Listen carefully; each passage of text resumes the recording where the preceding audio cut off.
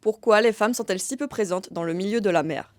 Selon un rapport de l'Organisation maritime internationale, les femmes ne représentent que 29% de la main-d'œuvre globale dans le secteur maritime. De Christophe Colomb à Armelle Lecléache en passant par Jacques Cartier, l'histoire retient les noms des grands navigateurs. Il faut dire que les stéréotypes de genre sont tenaces. À bord des navires, il faut tenir des exigences physiques, donc les femmes sont jugées moins aptes. Et puis passer plusieurs mois en mer, loin de sa famille, peut être perçu comme incompatible avec la maternité et la vie familiale. Surtout dans une société où les femmes assument majoritairement les tâches domestiques. Tous ces facteurs font que les femmes sont moins encouragées à s'orienter vers les formations maritimes et les filières techniques.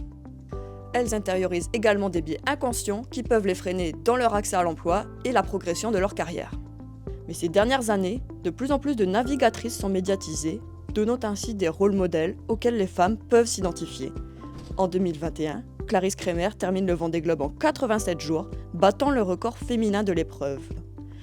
Et en 2025, Violette d'Orange, 23 ans, est devenue la plus jeune navigatrice à terminer la course. Par ailleurs, les femmes sont de plus en plus présentes dans certains métiers liés à la mer, comme dans les secteurs de la recherche, mais aussi de la logistique portuaire ou du commerce, même si elles restent minoritaires.